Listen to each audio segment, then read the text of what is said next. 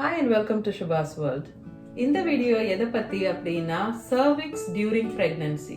இது ஒரு requested video. So cervixனா என்ன, பிரெக்னன்சில சர்விக்ஸோட ரோல் என்ன, அதுல என்ன இஷ்யூஸ் வரக்கூடும், அந்த இஷ்யூஸை எப்படி ரிசால்வ் பண்ண முடியும், இதெல்லாம் பத்தி தான் நம்ம இந்த வீடியோல பார்க்க போறோம்.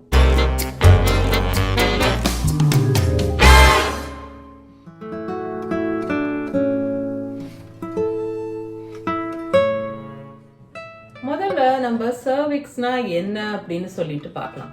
சர்விக்ஸ் அப்படிங்கிறது கர்ப்பப்பையோட வாய் அப்படின்னு சொல்லலாம். அதாவது யூட்டரஸோட lower tip of the uterus தான் சர்விக்ஸ். இது கர்ப்பப்பை அதாவது யூட்டரஸையும் வெஜைனாவையும் கனெக்ட் பண்ற ஒரு பார்ட். இது பேபியோட ஹெட், இது யூட்ரஸ் அப்படின்னா இந்த யூட்ரஸோட ஓப்பனிங் தான் இந்த சர்விக்ஸ். ப்ரெக்னன்சியில் இந்த மாதிரி சர்விக்ஸ் க்ளோஸ்டாக இருக்கும். இது இன்டர்னல் ஆஸ், இது எக்ஸ்டர்னல் ஆஸ். நான் பிரெக்னன்ட் விமென்ல சர்விக்ஸ் ஷார்ட்டாக தான் இருக்கும் அண்ட் ஃபர்மாக இருக்கும். ப்ரெக்னன்சியில் சர்விக்ஸ் ஃபர்மாகவும் க்ளோஸ்டாகவும் இருக்கும் அண்ட் லாங்கராகவும் க்ரோ ஆகும். அதுக்கப்புறமா திரும்பவும் towards the later part of pregnancy டெலிவரிக்காக அது கொஞ்சம் கொஞ்சமா ஷார்டன் ஆகுது, சாஃப்டன் ஆகுது, தின் அவுட் ஆகுது, அதுக்கப்புறம் ஓப்பன் ஆகுது. அப்படிதான் லேபர் அண்ட் டெலிவரி நடக்குது. ஸோ இந்த சர்விக்ஸ் அப்படிங்கிறது எப்போ இது நோட்டீஸ் பண்ணப்படுது, இல்லைன்னா ஷார்ட் சர்விக்ஸா இருக்கிறது எப்போ ஒரு ப்ராப்ளம் ஆகுது அப்படின்னா பிரெக்னன்சில தான்.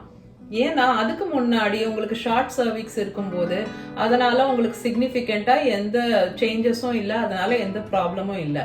பட் பிரெக்னன்சின்னு வரும்போது சர்விக்ஸ் ஷார்ட்டா இருந்தா அதனால சில ப்ராப்ளம்ஸ் வரும். அது என்ன அப்படின்னு பார்க்கலாம். நிறைய முறை பிரெக்னன்சிஸ்ல இந்த தேவையான லென்த்துக்கு அது இல்லாத போது என்ன நடக்குது அப்படின்னா ரிப்பீட் மிஸ்கேரேஜஸ் நடக்குது, இல்லைன்னா ப்ரீ டேர்ம் பர்த் நடக்குது.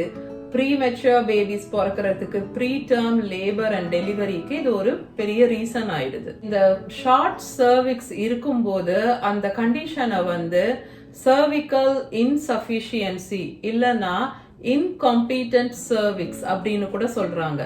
அதாவது அந்த சர்விக்ஸால பேபியோட வெயிட்டை ஹோல்ட் பண்ண முடியாம ஏர்லியா இஃபேஸ் ஆக ஆரம்பிச்சிடுது. மோஸ்ட் ஆஃப் த டைம் இந்த தின்னிங் அண்ட் டைலேஷன் எந்த பெயினும் கான்ட்ராக்ஷன்ஸும் இல்லாம நடக்குது.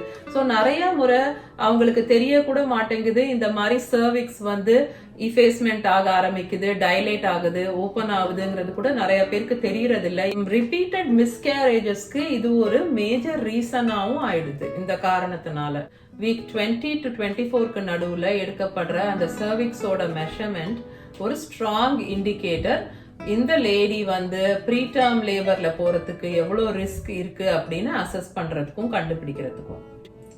ஓகே, ஸோ இப்போ நம்மளுக்கு ஷார்ட் சர்விக்ஸா இல்ல நார்மலா இருக்கா அப்படிங்கறது எப்படி தெரிஞ்சுக்க முடியும்? சர்விக்ஸை யூஸ்வலா அல்ட்ராசவுண்ட்ல மெஷர் பண்றது தான் பெஸ்ட் வே. டிரான்ஸ் அப்டாமினலா பண்ணும்போது சர்விக்ஸோட லென்த்தை கரெக்டா மெஷர் பண்ண முடியாத சூழ்நிலை இருந்ததுன்னா உங்களுக்கு டிரான்ஸ் வெஜைனல் அல்ட்ராசவுண்ட் பண்ணி சர்விக்ஸோட லென்த் என்ன அப்படின்னு கண்டுபிடிப்பாங்க. ஸோ நார்மல் சர்விக்ஸ் இப்படி லாங்கா இருக்கும், லென்த்தன் ஆகி இருக்கும்.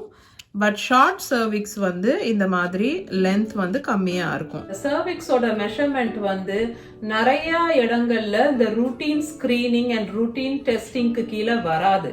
ஸோ உங்களுக்கு சர்விக்ஸ் லென்த் ஒருவேளை கம்மியா இருக்குமோ, இல்ல ஷார்ட் சர்விக்ஸ் இருக்க சான்ஸ் இருக்குன்னு, இல்லைன்னா family history of premature births இருந்ததுன்னா நீங்க கண்டிப்பா நீங்க உங்க அல்ட்ராசவுண்ட் டெக்னீஷியன் இல்ல உங்க டாக்டர் கிட்ட கேட்கணும். இந்த மாதிரி என்னோட சர்விக்ஸ் மெஷர்மெண்ட், சர்விக்ஸ் லென்த்தை மெஷர் பண்ணுங்க அப்படின்னு நீங்க கேட்கணும்.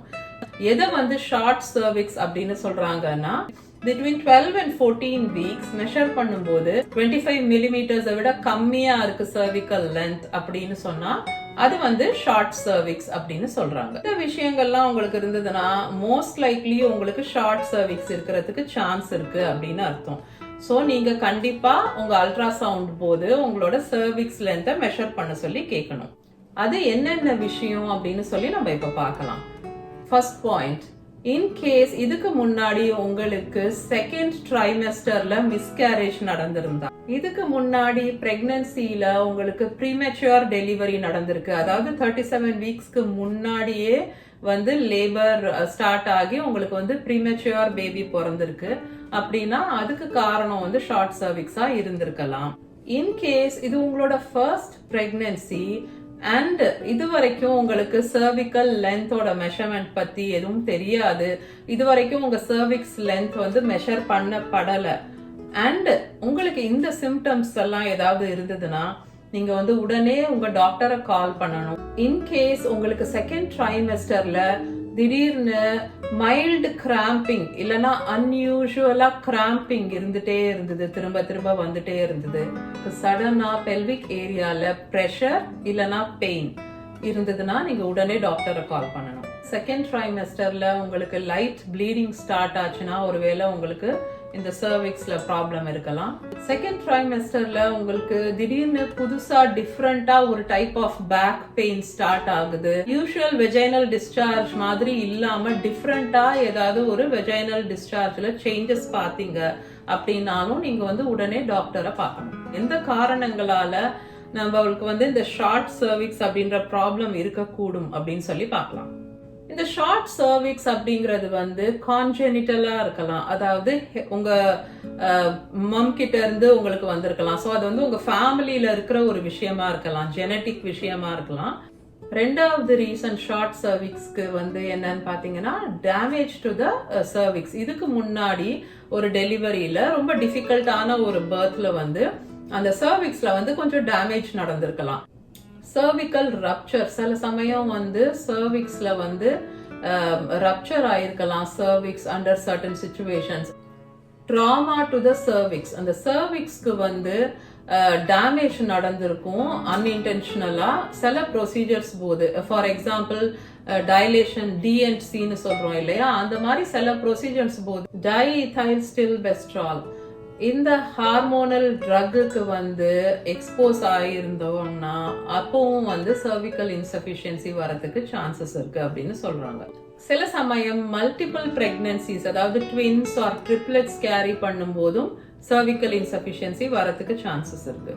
டிஃபார்ம்டு யூட்ரஸ் இல்ல யூட்டரஸோட அனாட்டமில ப்ராப்ளம்ஸ் இருக்கும்போது, ஷேப்ல ப்ராப்ளம் இருக்கும்போது, ஃபார் எக்ஸாம்பிள் பைகார்னியூவேட் யூட்ரஸா இருந்தது, அந்த மாதிரி சிச்சுவேஷன்ஸ்லயும் வந்து சர்விக்கல் இன்சஃபிஷியன்சி வர்றதுண்டு. ஸோ இந்த ட்ரீட்மெண்ட் அப்படிங்கிறது எப்போ தேவைப்படும் அப்படின்னா உங்களுக்கு ஷார்ட் சர்விக்ஸ் அப்படின்னு தெரிய வந்ததுன்னா அதை வந்து ட்ரீட் பண்ண வேண்டியிருக்கும். ஸோ ஷார்ட் சர்விக்ஸ் எதை சொல்றாங்க, 12 to 14 வீக்ஸ்ல 25 மில்லிமீட்டர்ஸ்க்கும் ஷார்ட்டா இருந்ததுன்னா, 25 மில்லிமீட்டர்ஸை விட கம்மியா இருந்ததுன்னா அதை வந்து ஷார்ட் சர்விக்ஸ் அப்படின்னு சொல்றாங்க. இன்கேஸ் உங்களோட சர்விக்ஸோட லென்த் வந்து 25 mm-க்கும் 29 mm-க்கும் நடுவுல இருந்ததுன்னா உங்களை வந்து ஏர்லி பிரெக்னன்சில இருந்தே கொஞ்சம் கொஞ்சமா மானிட்டர் பண்ணிட்டே இருப்பாங்க. ஒரு விசிட்லயும் அல்ட்ராசவுண்ட் பண்ணி உங்க சர்விக்ஸ் லென்த் வந்து பில்ட் ஆகுதா, பெட்டர் ஆகுதா அப்படின்னு சொல்லி செக் பண்ணிட்டே இருப்பாங்க. இப்போ வந்து இதுக்கு என்னென்ன ட்ரீட்மெண்ட்ஸ் இருக்கு அப்படின்னு சொல்லி பார்க்கலாம். ஃபர்ஸ்ட் ஒன் வந்து சர்விக்கல் சர்க்லாஜ் அப்படின்னு சொல்றாங்க. இந்த சர்விக்கல் சர்க்லாஜ் என்ன அப்படின்னா இது ஒரு ஸ்ட்ராங் ஸ்டிச், சர்விக்ஸை க்ளோஸ் பண்ணி ஸ்டிச் பண்ணப்படுற ஒரு ஸ்ட்ராங் ஸ்டிச். இது வந்து சர்விக்ஸை வந்து க்ளோஸ் பண்ணி வைக்கும் until லேபர் அண்ட் டெலிவரி. இந்த ஸ்டிச்சை வந்து 36 to 38 வீக்ஸ்க்கு நடுவில் வந்து ரிமூவ் பண்ணிடுவாங்க. ஸோ லேபர் அண்ட் டெலிவரி வந்து ப்ரோக்ரஸ் ஆகணும் அப்படிங்கிறதுக்காக. இந்த சர்விக்கல் சர்க்லாஜ் வந்து டிஃப்ரெண்ட் டைப்ஸ் அண்ட் மெத்தட்ஸ் இருக்கு. இந்த மாதிரி ஸ்டிச்சும் பண்ணுவாங்க, சர்விக்ஸை க்ளோஸ்டா ஸ்டிச் பண்ணிடுவாங்க, இல்லைன்னா ஒரு சிந்தட்டிக் டேப் யூஸ் பண்ணுவாங்க. இந்த சர்விக்கல் சர்க்லாஜ் வந்து யூசுவலி ஒரு பேபி கேரி பண்ணிட்டு இருக்க சிச்சுவேஷன்ல பண்றாங்க. எப்போ பண்ணுவாங்க அப்படின்னு பாத்தீங்கன்னா பிட்வீன் 12 to 14 வீக்ஸ்ல ஆரம்பிச்சு 23-24 வீக்ஸ் வரைக்கும் இந்த ஸ்டிச் வந்து பண்றாங்க. Second most common treatment option பாத்தீங்கன்னா ப்ரொஜெஸ்டரான். ப்ரொஜெஸ்டரான் ஹார்மோன் வந்து 2 ஃபார்ம்ல வந்து காமனா கொடுக்கறாங்க. ஒன்னு வந்து injection shots, so frequent injections, or suppository, அதாவது வெஜைனல் சப்போசிட்டரி அப்படின்னு சொல்றாங்க. ஸோ வெஜைனால செலுத்தக்கூடிய ப்ரொஜெஸ்டரான் ஹார்மோன் ஹை ரிஸ்க் பிரெக்னன்சிஸ்க்கு வந்து இந்த ட்ரீட்மெண்ட் கொடுக்கும்போது இது வந்து ஸ்பான்டேனியஸ் ஏர்லி லேபர் அண்ட் டெலிவரியை ரொம்ப தூரம் தடுத்திருக்கு அப்படின்னு கண்டுபிடிச்சிருக்காங்க. மூணாவது ஆப்ஷன் வந்து அரபின் பெசரி அப்படின்னு சொல்றாங்க. இந்த ஆப்ஷன் எஸ்பெஷலி யூஸ் பண்றது வந்து என்ன சிச்சுவேஷன்லனா ஃபனலிங் அப்படின்னு சொல்றாங்க. அதாவது சர்விக்ஸ் வந்து இன்டர்னல் ஆஸ் வந்து ஓபன் ஆக ஆரம்பிக்கும் போது ஒரு வி ஷேப் இல்லைன்னா ஒரு யூ ஷேப் எடுக்க ஆரம்பிக்குது. ஸோ அந்த சிச்சுவேஷன்ல வந்து இந்த ஃபனலிங் அப்படிங்கறது நடக்கும்போது சர்விக்ஸ்ல அந்த மாதிரி டைம்ல இந்த அரபின் பெசரி இந்த மெத்தட் இந்த ரிங் மாதிரி யூஸ் பண்ணி சர்விக்ஸை க்ளோஸ் பண்றது வந்து பண்றாங்க. ஸோ நீங்க வந்து உங்க டாக்டர் கிட்ட இந்த ஆப்ஷன் பத்தி கேட்டு பார்க்கலாம். உங்க சிச்சுவேஷனுக்கு வந்து இது ஹெல்ப்ஃபுல்லா இருக்கும், சர்ஜரியை அவாய்ட் பண்ண முடியும் அண்ட் இது ஒர்க் ஆகும் அப்படின்னு ஒரு சிச்சுவேஷன்ல நீங்க இருந்தீங்கன்னா இதை வந்து நீங்க வந்து ட்ரை பண்ணி பார்க்கலாம். ஃபோர்த் ட்ரீட்மெண்ட் ஆப்ஷன் என்ன அப்படின்னு பாத்தீங்கன்னா பெட் ரெஸ்ட். பெட் ரெஸ்ட் அப்படின்னா அதுல 2 டைப் ஆஃப் பெட் ரெஸ்ட் இருக்கு. ஒன்னு வந்து பெல்விக் ரெஸ்ட்னு சொல்றாங்க, ஒன்னு வந்து கம்ப்ளீட் பெட் ரெஸ்ட்னு சொல்றாங்க. ஸோ இந்த பெல்விக் ரெஸ்ட் அப்படிங்கிறது என்னவா இருக்கும் அப்படின்னா நீங்க வந்து பெல்விக் ஏரியா வந்து ரெஸ்ட்ல இருக்கணும். அதாவது எந்த விதமான ஸ்ட்ரெயினும் இருக்கக்கூடாது, அதே மாதிரி செக்ஷுவல் ஆக்டிவிட்டி இருக்கக்கூடாது. இது 2 தான் பெல்விக் ரெஸ்ட் அப்படின்னு சொல்றாங்க. கம்ப்ளீட் பெட் ரெஸ்ட் அப்படிங்கிறது என்ன அப்படின்னா நீங்க வந்து வெறும் பாத்ரூம் யூஸ் பண்றதுக்கும் சாப்பிடுறதுக்கு மாத்திரமா தான் நீங்க ஏந்துக்க முடியும். அதை தவிர எல்லா டைமும் வந்து நீங்க படுத்து இருக்கணும் அப்படிங்கிறது தான் கம்ப்ளீட் பெட் ரெஸ்ட். பிரெக்னன்சின்னு வந்த அப்புறம் ஷார்ட் சர்விக்ஸ் இருந்ததுன்னா அதை வந்து டைமுக்கு கண்டுபிடிச்சு அதுக்கு தேவையான ஹெல்ப் பண்ணி ட்ரீட்மெண்ட் பண்ணி முடிஞ்ச அளவுக்கு அந்த குழந்தைய வந்து வயிற்றுல வந்து வளர்க்கறதுக்கு யூட்டரஸ்ல வந்து குழந்தை வளர்றதுக்கும் முடிஞ்ச அளவுக்கு ஃபுல் டேர்ம் அதாவது 37 வீக்ஸ் வரைக்கும் பேபியை கேரி பண்றதுக்கான முயற்சிகளும் நம்ம எடுக்கணும். ஓகே, ஸோ இதோட நம்ம வீடியோவோட எண்டுக்கு வந்துட்டோம். இந்த வீடியோ உங்களுக்கு யூஸ்ஃபுல்லா இருந்திருக்கும் அப்படின்னு நான் நம்புறேன். யூஸ்ஃபுல்லா இருந்ததுன்னா ப்ளீஸ் லைக் பண்ணிட்டு உங்க ஃப்ரெண்ட்ஸோட ஷேர் பண்ணுங்க அண்ட் எனக்கு கமெண்ட் பண்ணுங்க. உங்க எல்லா கமெண்ட்ஸுக்கும் வந்து நான் ரெஸ்பாண்ட் பண்ணுவேன்.